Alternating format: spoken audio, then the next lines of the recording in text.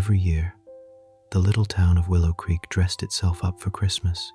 The lampposts wore red ribbons, the bakery windows steamed with the smell of cinnamon rolls, and the town square twinkled under strings of warm yellow lights.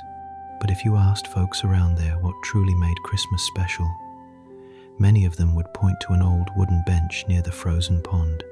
That bench didn't look like much. Its paint had faded long ago, and one of the armrests leaned just a little to the right.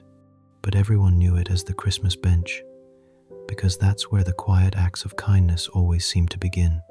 One chilly afternoon, just a week before Christmas, 12-year-old Lily Parker trudged through the snow, dragging a small red sled behind her. She'd been saving up for months to buy her mom a Christmas gift, but the money still wasn't enough. She plopped down on the old bench, her breath hanging like tiny clouds in the cold air. A moment later, Mr. Thompson, the retired mailman who delivered letters in Willow Creek for nearly 40 years, sat beside her. He had kind eyes, the sort that made you feel seen even when you didn't say a word. "You look like you lost something important," he said gently. Lily sighed. "Not lost, just short.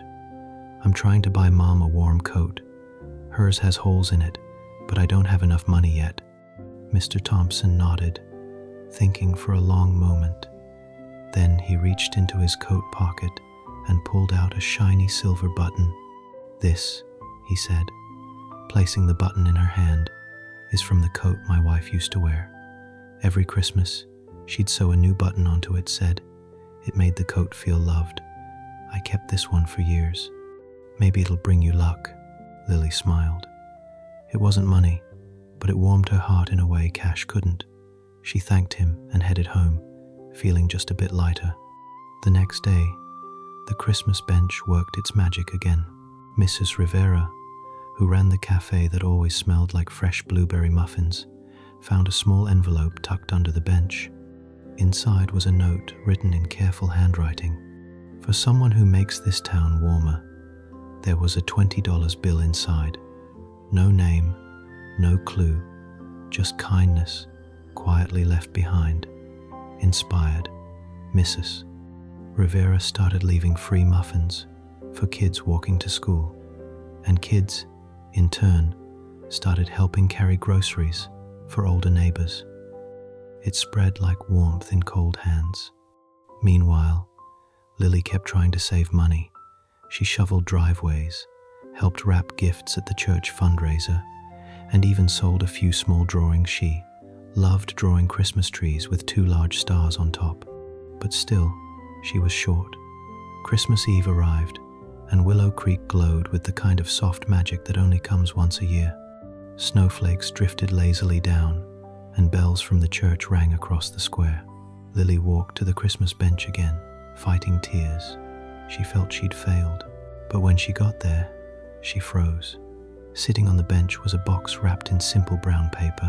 On top was a handwritten note, "For Lily's mom, from someone who believes in you." Inside was a warm, beautiful navy blue winter coat, the kind with deep pockets and a hood lined with soft fleece. Lily gasped, her hands trembling. She looked around, hoping to see who had left it, but the square was quiet, except for the sound of the wind sweeping the snow. She hugged the coat to her chest, whispering, "Thank you, whoever you are." That night, when her mom opened the gift, she burst into tears-happy, surprised, overwhelmed tears. She hugged Lily so tight the girl could hardly breathe. They didn't know who had helped them, but in their hearts, they understood. Kindness had circled back, like it always did in Willow Creek, and the old wooden bench by the frozen pond. Well, folks said it looked just a tiny bit sturdier that winter, as if the kindness resting on it had given it new strength. From that Christmas on, people continued to leave small gifts, notes, and warm-hearted surprises on the Christmas bench. No one ever claimed credit. No one ever needed to. Because in Willow Creek, kindness didn't come with names, it came with love, passed quietly from one person to the next. And if you ever visit the town during the holidays, you might find a note waiting for you too.